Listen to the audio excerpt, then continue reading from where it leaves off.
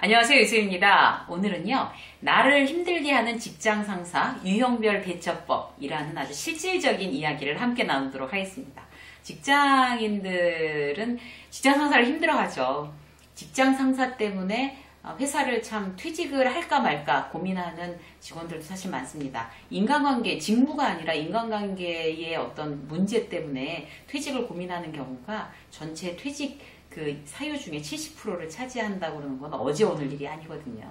그만큼 직장 인간관계는 스트레스가 많고 힘듭니다. 특히 직장 상사 어떻게 대처해야 우리는 슬기로운 직장 생활을 해나갈 수 있을지 오늘 그 여러 가지 유형별로 여러분들과 함께 나누도록 하겠습니다. 직장 상사를 정말 좋은 사람을 만나서 직장 상사에 대한 스트레스가 거의 없고 오히려 이제 일을 배우고 그 내 멘토가 되고 좋은 선배가 되고 그렇게 성장할 수 있다. 이건 정말 그야말로 베스트죠. 근데 그런 행운을 가진 사람이 그렇게 많지는 않습니다. 대부분이 직장 상사 때문에 상처받고 힘들고 이런 경우가 많죠. 그런데 이제 이게 직장 다닐 때하고 직장을 그만두고 나서 마음이 달라지는 것 같아요. 저 같은 경우를 한번 이제 말씀을 드리면 예전을 돌아볼 때 직장생활 오래 했으니까 얼마나 직장 상사들이 많았겠어요. 근데 지금 생각해보면 참 그 직장 상사는 좋은 사람이었다 이런 생각이 드는 그런 직장 상사들이 있어요.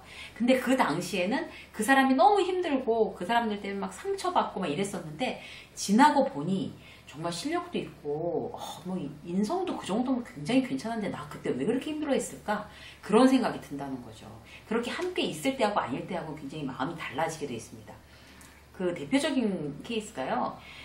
지금 이제 직장을 딱 떨어져 나가서 이렇게 생각을 옛날 내 선배들, 직장 상사들을 생각하면 정말 이런 좋은 점이 되게 많았고 그래도 이제 그 사람도 직장인이니까 이제 이런 부족한 점도 참 많았구나. 그런데 지금은 이렇게 좋았던 점이 더 부각되고 그 직장 다니는 그 당시에는 그 사람의 부족한 면만 너무 부각돼가지고 그것 때문에 너무 못 살고 힘들게 된 거죠.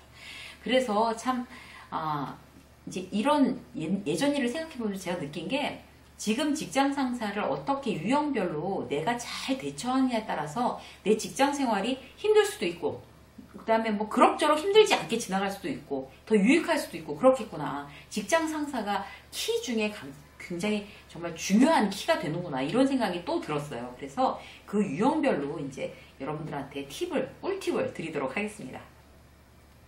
기본적으로 알아야 될 사항 두 가지. 케이스별 직장 상사 대처법을 알아보기 전에 우리가 기본적으로 알아야 될 사항 두 가지 먼저 말씀을 드리면 첫 번째, 직장 상사와는 신뢰가 바탕이 되지 않으면 지속되기 어렵습니다. 신뢰가 바탕이 되지 않은 상태에서 뭐 친해지려고 동호회 같이 하고 같이 뭐 밥 먹으러 다니고 의미 없어요. 그러니까 신뢰관계가 형성되지 않고 그렇게 하는 여러 가지 노력은 그야말로 에너지만 쓰는 거고 진짜 헛수고를 하는 거죠. 헛노력을 하는 거고. 그렇기 때문에 직장 상사와의 신뢰 구축이 어떻게 하면 내가 직장 상사와 신뢰를 쌓을 수 있을까? 이거에 가장 초점을 맞추셔야 되고요. 두 번째는 여러 가지 타입들이 있잖아요. 직장 상사를. 근데 내가 직장 상사를 굳이 나도 월급 받는 월급쟁이고 저 사람도 월급쟁이인데 내가 왜 굳이 맞춰야 되냐? 이렇게 생각하시면 안 될 것 같아요. 내가 맞춰야 돼요. 왜? 부하 직원이니까 내가. 그래서 직장 상사 맞추지 않으면 내가 피곤해지기 때문에 맞추는 겁니다. 그를 위해서가 아니라 나를 위해서. 이렇게 두 가지를 일단 기본 전제로 깔고 그 다음에 이제 시작할게요. 첫 번째, 모든 걸 참견하려는 상사. 이런 상사들 있죠. 그러니까 자기가 다 알지 못하면 못 참는 거예요. 대부분의 직장 상사들이 그렇습니다. 그리고 일을 잘하는 직장 상사 중에는 그런 사람들이 더 많아요. 일일이 참견하고 들볶아대는 상사들. 그래서 이런 것까지 정말 일일이 어떻게 저렇게 참견을 하냐 막 이래서 사람 막 질리게 하는 사람들 있잖아요. 남 전화하는 것까지 다 듣고 있는 거예요. 남 자기 자리에 컴퓨터에 딱 이렇게 눈 이제 쳐다보는 척하면서 내가 거래처에 전화하는 것까지 다 듣고 있다 전화 딱 끊고 나면은 김대리 일로 와봐. 지금 그게 아니라 이런 식으로 이제 얘기를 하는 거죠. 그럼 김대리 얼마나 그 압박감에 정말 힘들겠어요. 그런 상사들이 많습니다. 자, 이런 상사들한테는 어떻게 대응을 해줘야 될까요? 한술 더 뜨는 전략이에요. 한술 더 뜨는 전략. 가장 안전합니다. 그러니까 참견하는 거를 귀찮아하지 말아야지라고 딱 마음을 먹으세요. 그렇게 마음을 먹어야 일이 쉽게 풀립니다. 그리고 거부감을 그렇게 인상 팍 쓰고 이제 또야 또 막 이러는 거 있잖아요. 그런 거 윗사람이 다 알아요. 그러니까 그렇게 하지 마시고 일단 거부감을 표현하지 않는 거예요. 그래봐야 나만 손해니까. 이런 유형이 어떻게 생각하면 가장 편리할 수 있어요. 일단 묻기 전에 먼저 보고하고 질문하는 거예요. 그걸 이제 딱 선제 공격을 하는 거죠. 그래서 이렇게 진행되고 있는데 이렇게 대응하겠다. 오늘 어떤 타부서 그 어떤 팀장이 컴플레인 이렇게 해가지고 이런 부탁을 해왔다. 그런 거 이렇게 대응하겠다. 이렇게 막 자질구레한 것까지 다 얘기하는 거예요. 그리고 업체에서 오늘 전화가 왔는데 어떻다는 동 막 눈에 띌 때마다 가서 보고하는 거죠. 눈에 띌 때마다. 내가 하고 있는 일, 협력부서 진행사항 이런 거 미리미리 얼굴 볼 때마다 그 자질구레한 거 전부 진행사항 보고해서 막 귀찮아할 정도로. 그래서 그 사람 이제 그렇게 한참 해두고 나면 안심하고 더 이상 나한테 지나치게 관심 갖지는 않습니다. 근데 그게 귀찮아요. 막 이렇게 하면 귀찮아서 못하겠어요. 이러면 그 사람이랑은 이제 그 직장 상사랑은 잘 못 지내는 거예요. 그러면 그 직장 상사랑 잘 못 지낸다는 거는 그 직장 상사한테 난 인정받지 않고 그렇게 되면 회사에서 인정받지 못한다는 그런 의미가 되는 거거든요. 함께 하려면 어차피 같이 가야 한다고 하면 스스로에게 그런 방법을 다짐을 하시는 게 가장 좋습니다. 자, 두 번째 볼까요? 일하기 싫어하는 상사 있어요. 반대로 일하기 싫어하는 사람은 이제 방치하는 상사들 있잖아요. 그러니까 별 말도 없고 그냥 알아서 하라고. 그냥 알아서 하세요. 잘하잖아. 그냥 알아서. 그러고 나서 본인은 이제 슬슬 놀고 이제 느슨하게 하는 거죠. 저 사람이 어떻게 팀장이 됐어? 라는 게 막 의심스러울 정도로 일을 안 하는 상사들도 있어요. 근데 그렇게 자기가 귀찮아서 별말 안 하다가 결정적인 순간이 오면 이제 그런 사람들의 특기는 뭔가 하면 아랫사람들한테 책임을 뒤집어 씌웁니다. 아, 답답한 사람이네. 그걸 아직도 안 했어? 이렇게. 본인이 정확하게 어떤 지시 내지 않은 상황에 대해서.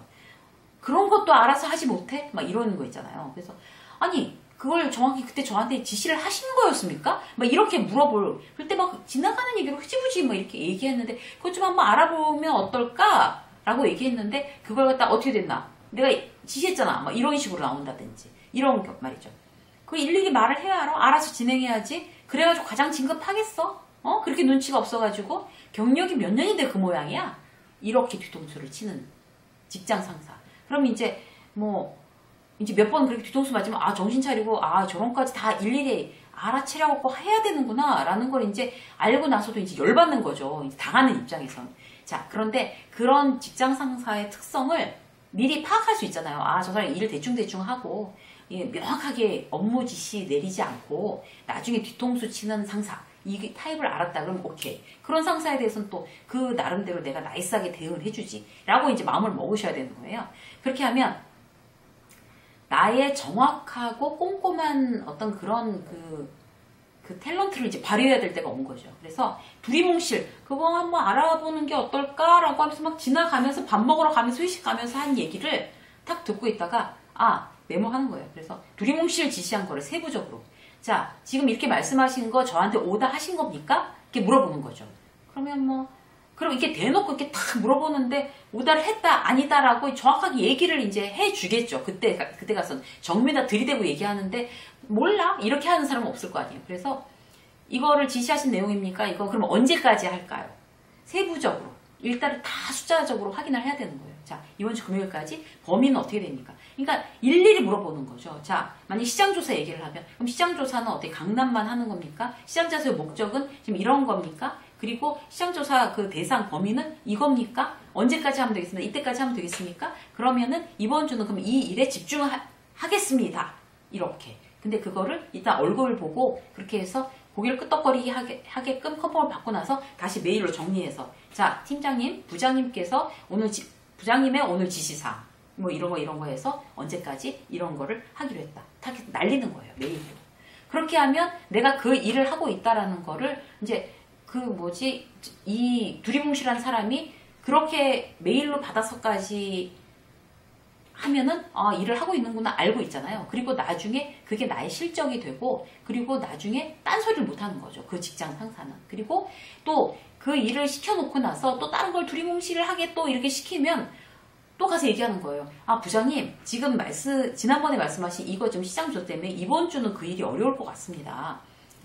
그 일은 이런 일정에 의해서 그럼 다음 주 말까지 하면 되겠습니까? 이렇게 물어보는 거죠. 그래서 내 일의 업무 스케줄에 차질이 없도록 일일이 확인하는 거예요. 두리뭉실한 직장 상사한테는 숫자로 대답한다. 기한, 그 다음에 목표 이런 거도 전부 다다. 협력 부서까지도 전부 다다. 메일로 정확하게 적어서 컨펌을 받는 걸로 그렇게 하셔야 됩니다. 그래서 좀 성격이 좀 꼼꼼하고 정확한 분들이 이런 쪽에는 좀 강할 수 있어요. 그걸 제대로 했는데 제대로 하면 이제 인사평가나 어떤 그런 쪽에서 또 저평가, 그냥 두리뭉실하게 저평가 될 수 없는 거죠. 일일이 업무 실적에 대해서, 계획에 대해서 보고했고, 실적에 대해서 보고하고, 이렇게 계속 증빙을 남겨놓는다는 거는 그래서 가장 중요합니다. 그래서 이번 달에는 이런 일을 해서 지금 이렇게 한 거예요. 그러니까 그 부장님이 시키신 업무 100% 완료 하는 거죠. 실적 100% 완료. 뭐 이렇게. 자체평가 난 잘했어 이렇게 되는 거죠. 그렇게 되면 이제 두리뭉실을 하게 해서 같이 두리뭉실한 부하 직원이 되면 두리뭉실 저평가 될 수 있는 게 그렇게 되면 이제 정확하게 되는 거죠. 그래서 꼭 그렇게 하시고요. 세 번째는 뭔가 하면 사적인 정보 제공은 양날의 검입니다. 이제 이런 거에 대해서 굉장히 착각하시는 분들이 계셔서 이제 제가 조심스럽게 말씀을 드리는 건데요. 직장 상사한테 잘 보이고 싶잖아요. 근데 필요한 사람이 되고 싶잖아요. 근데 다른 직원들처럼 업무를 대단히 잘하는 건 아닌 것 같아요. 내 캐릭터가. 그렇게 되면 무슨 생각을 하게 되나 하면 어떤 이제 이런 정보 수집을 해서 계속 정보를 제공하는 걸로 어떻게 내가 이 직장 상사한테 필요한 사람이 돼봐야 되겠다라고 생각하는 일을 잘 못하는 사람들이 있어요. 업무에 대해서 전문적이지 않고 자신이 별로 없는 사람들이 그런 생각을 이렇게 머리를 짜다 그런 생각을 하게 됩니다. 나쁜 거 아니에요, 사실. 어떻게든지 살아남아야 되는 거죠. 생존을 위한 거잖아요. 그렇게 한다는 그 자체가 나쁜 게 아니라 중요한 거는 이게 이제 양날의 검이라는 거를 알고 진행을 해야 된다는 거죠. 그 직장 상사가 이제 그런 정보를 물어다 주는 거에 대해서 호감을 보일 수가 있어요. 당연히 나한테 그런 여러 가지 정보를 알려주는 직장 후배를 왜 싫어하겠어요? 호감을 보이면 이제 그때 됐어. 난 이제 이런 캐릭터로 직장 상사한테 인정받을 거야. 라고 해서 오버하면 안 되는 거죠. 절대로. 그러니까 그러니까 원칙을 갖고 와야 되는 거예요. 직원들에 대한 어떤 정보를 갖다 줄 거냐. 그게, 기준을 정확하게, 철저히 갖고 와야 되는 거죠. 그러니까 회사에 영향을 끼치는 움직임으로 기준을 삼으셔야 됩니다. 그러니까 어떤 호감을 느끼던 이제 직장 상사도 계속 이제 왜 이렇게 정보를 물어다 주는 게 사실 이게 미천이 한계가 있잖아요. 무슨 국정원도 아닌데 그래 정보가 계속 나오겠어요. 근데 또 갖다 해줄 얘기가 없으니까 점점 더 직원들의 어떤 프라이버시에 대한 얘기까지 물어다 날리게 되면 직장 상사는 굉장히 거부감을 갖습니다. 얘 봐라 이렇게 되는 거죠. 그렇기 때문에 내가 기준을 철저히 갖고 가야 돼요. 회사에 영향을 이게 끼치는 움직임인가 아닌가. 이게 동료들의 어떤 프라이버시를 심각하게 침해하는 수준인가 아닌가. 거기에 대해서 직장 상사가 거부감을 가질 수준인가 아닌가에 대해서 센스 있게 판단해 버릇해야 됩니다. 예를 들어 볼게요. 이제 회사에 영향을 끼친다고 한다는 건 어떤 건가 하면 누가 지금 이직하려고 아주 물밑작업을 하고 있다. 아니면 전배 신청을 하려고 다른 부서에 김대리가 지금 다른 부서에 가고 싶어서 그쪽 과장 팀장을 이렇게 막 만나서 상담도 하고 막 이렇게 하고 있다. 이런 거 얘기해 줘야 되는 거죠. 당연히 그건 굉장히 중요한 정보고요. 그런 얘기는 이제 반드시 이제 그 직장 상사한테 어필할 수 있는 그런 정보입니다. 그렇게 하든지 아니면 퇴직을 하려고 해서 지금 이직하려고 굉장히 회사를 알아보고 면접 보러 다니고 있다. 이거는 그 동료에 대한 배신이 아니라 회사의 어떤 이해관계에 지금 있는 일이니까 직장 상사는 알고 있어야 되는 거죠. 그러니까 경력 이직을 하려고 밑에 직원이 굉장히 움직이고 있다가 하루아침에 딱 그만둔다고 했는데 그걸 직장 상사가 전혀 모르겠다 뒤통수 팍 맞는다 그러면 무능한 직장 상사가 되는 거잖아요. 그렇기 때문에 이제 그런 정보를 갖다 주는 직원은 이제 좋아라 하는 거죠.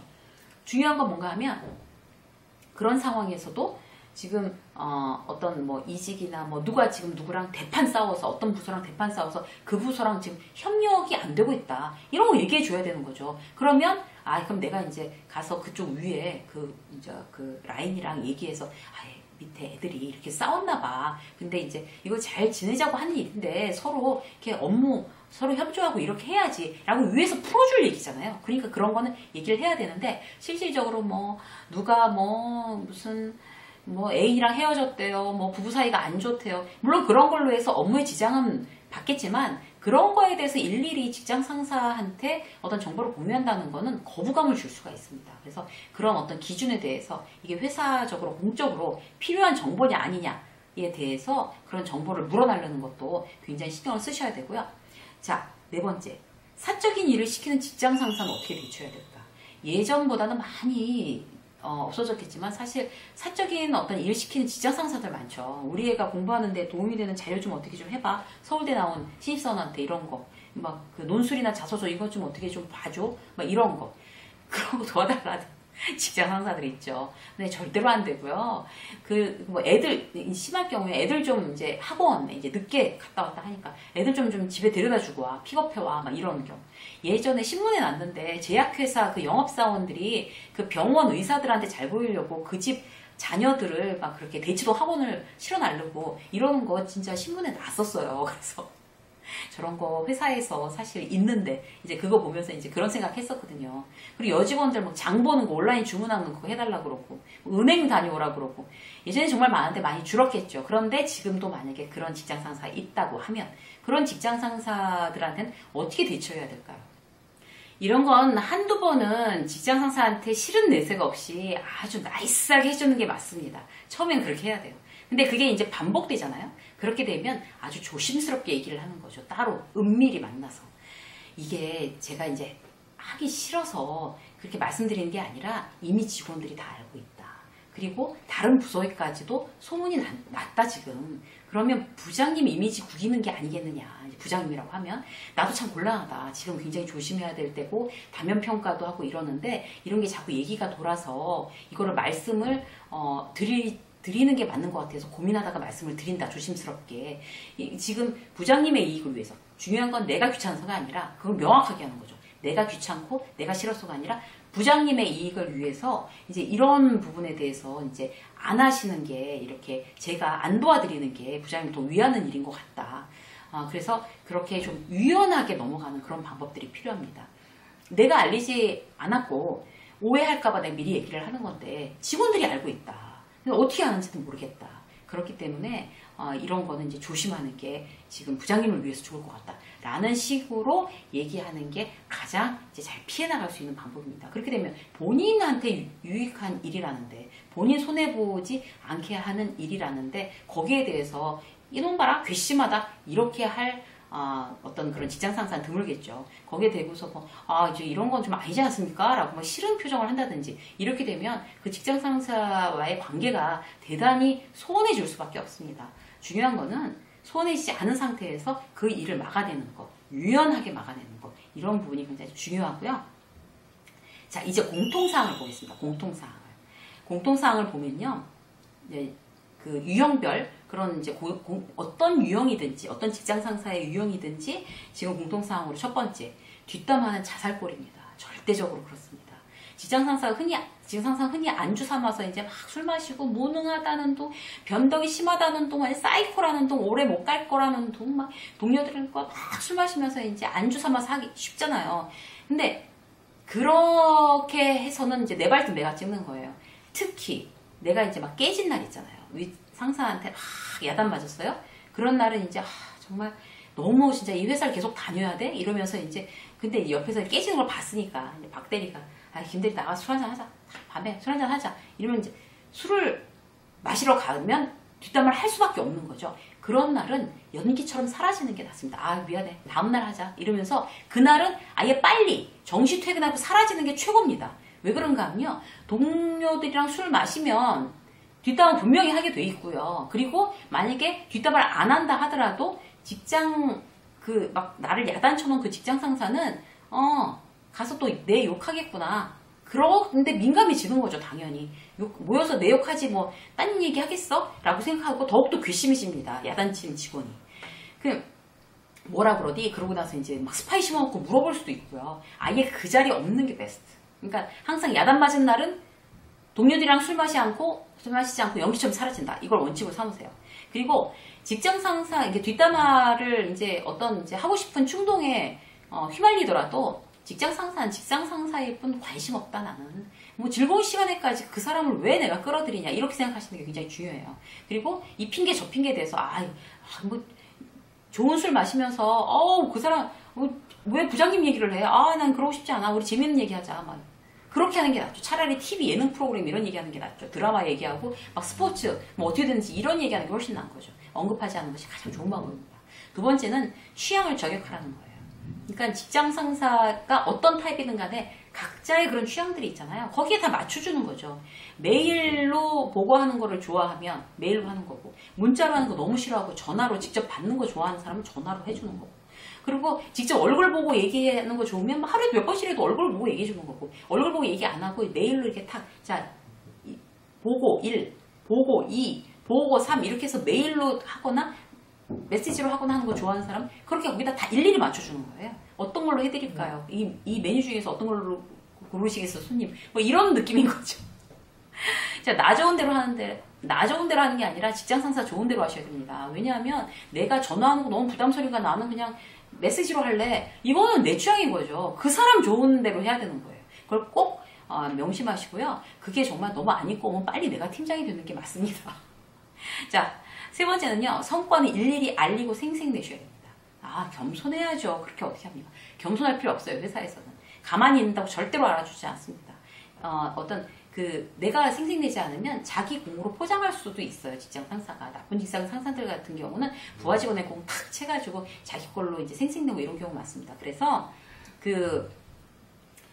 내가 챙기지 않으면 아무도 챙겨주지 않기 때문에 메일이나 보고로 나중에 이제 인사평가철에 난 이런 일도 했는데 라고 할 때 증빙이 없으면 안 되잖아요. 그래서 항상 나는 나의 어떤 실적은 증빙으로 딱딱 남기고 메일로 보내고 그 회의 시간에 공유하고 이렇게 하는 부지런함이 대단히 필요합니다. 우리 팀에서 어떤 걸 잘해서 전체적으로 좋았어. 그러면 팀장의 입장에서는 제가 잘해서 이렇게 좋았어가 아니라 우리 팀이 다 잘했어. 그것도 사실 맞는 말이고요. 그런데 내가 잘한 거를 나만 잘했어가 아니라 제가 이건 잘한 내용입니다라는 거를 팀장한테 알려줄 필요는 있는 거죠. 그래서 일일이 알리고 생색내는데 절대로 주저하지 마십시오. 자, 네 번째 뭔가 하면 좋은 일이든 나쁜 일이든 즉시 피드백하는 거예요. 즉시. 왜 그렇게 보고하는 걸 미루는 사람들은 무능한 직원으로 찍힙니다. 무능한 직원. 특히 나쁜 일에 대해서 나쁜 일에 대해서는 항상 육하 원칙 하에 메모를 한 상태로, 왜냐하면 이제 나쁜 일은 짜증나니까 윗사람들이. 그러니까 육하 원칙 하에 메모해서 간결하게 해결책과 함께 보고하는 거죠. 해결책과 함께. 그래서 어떻게 하자는 건데, 그래서 해결법이 뭐야? 라고 물어보지 않게. 그래서 이렇게 해결하는 게 좋을 것 같습니다. 이렇게 진행하겠습니다. 이렇게 얘기하는 거죠. 자, 그리고 다섯 번째 뭔가 하면요. 이미 결정된 사항에선 토달면 안 돼요. 토달면. 그러니까 결정된 사항에 대해서 팀 안에서 이제 의견이 분분했던 거죠. 자, 홍대점에 먼저 하자. 아니면 강남역점에 먼저 하자. 이렇게 했는데 막 팀장이 박박 부장이 우겨가지고 강남역점을 먼저 했는데 홍대점을 먼저 하는 게 맞았던 거예요. 그런데 이미 강남점을 오픈을 하기로 결정하고 났으면 이러니까 내가 홍대점을 해야 된다고 라는 뒷소리를 하는 순간 나는 그 직장 상사하고 신뢰관계 깨집니다. 그렇기 때문에 이미 내가 그 전에 충분히 얘기하고 설득하고 이랬는데도 지금 일단 내 의견과는 관계없이 팀장 의견대로 됐으면 그대로 무조건 따르는 거. 이런 방법이 최우선이고 현명한 방법입니다. 마지막으로 보면요. 직장 상사가 싫다 좋다 판단하지 마세요. 그러니까 그를 어떻게 관리할까에 초점을 맞추시면 됩니다. 직장 상사는 내가 좋아하고 싫어하는 사람이 아니라 그저 직장 상사일 뿐이다 라고 생각하시는 게 맞습니다. 그래서 그 사람을 내가 어떻게 맞춰주고 관리해서 나의 직장 생활에 최대한 많은 성과를 낼까, 이것만 아주 드라이하게 생각하는 거, 이게 슬기로운 직장 생활의 가장 기초적인 방법이 되겠습니다. 오늘 그 직장 상사를 유형별 어떻게 대처하는 방법에 대해서 여러분들하고 몇 가지 나눴는데요. 여러분들이 지금 직장 상사를 떠올리셔서 훌륭하게 대처하셔서 슬기로운 직장 생활 하시기를 응원하겠습니다. 유쌤의 직장 수업 오늘 여기까지 하겠습니다. 고맙습니다.